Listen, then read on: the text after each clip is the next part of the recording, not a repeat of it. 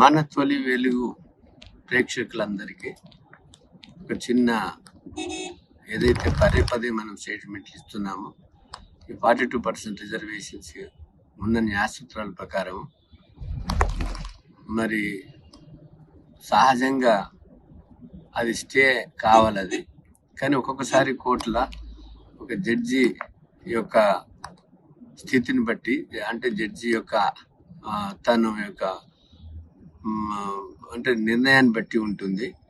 కాబట్టి ఇప్పుడు ఏదైతే బెంచ్ ఉందో, ఇప్పుడు మనకు త్రిపురకి వెళ్ళి హానరబుల్ చీఫ్ జస్టిస్ వచ్చినారు, వారి బెంచ్ మీద ఉంది.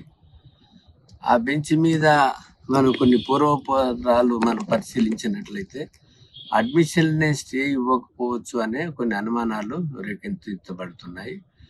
కాబట్టి స్టే ఇస్తే అదొక రకమైన పరిణామాలు ఉంటాయి. స్టే ఇవ్వకపోతే ఈ ఎలక్షన్స్ జరుగుతాయి, కానీ subject to the further orders or result of the writ petition అని చెప్తారు. కానీ ఫర్దర్ ఆర్డర్స్ ఇంకొక బెంచ్ వెళ్ళడానికి ఆస్కారం ఉంటుంది, బెంచ్ మార్పు రావడానికి ఆస్కారం ఉంటుంది. లేకపోతే స్టే రాకపోతే అపోజిషన్ పార్టీలు సుప్రీంకోర్టుకు వెళ్ళడానికి ఆస్కారం ఉంటుంది. ఏదైనా అల్టిమేట్గా ఈ యొక్క ఎలక్షన్స్ జరిగిన, రేపు ఎలక్షన్ నోటిఫికేషన్ ఇచ్చిన ఎలక్షన్స్ రద్దుపరిచే అవకాశాలు ఎక్కువ ఉన్నాయి.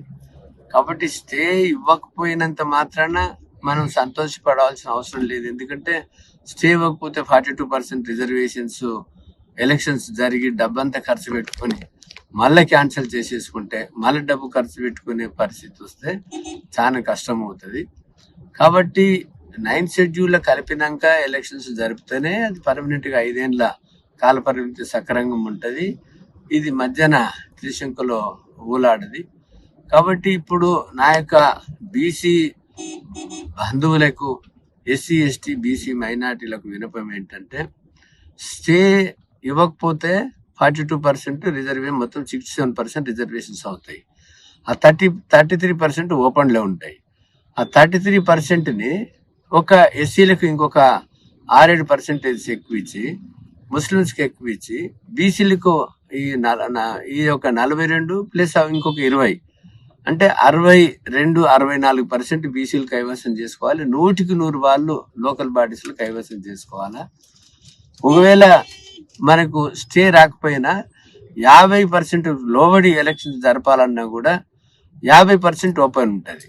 సో ఇదే పద్ధతి ప్రకారం 50%, 10% ఉన్న అగ్రకులాల యొక్క అది మనం ఎస్సీ ఎస్టీ బీసీ మైనార్టీస్ పంచుకోవాలని నా యొక్క యాక్షన్ ప్లాన్ ప్రకారం నిన్న ఏదైతే సమావేశం జరిగిందో దాని ప్రకారం నేను ఆలోచించడం జరిగింది.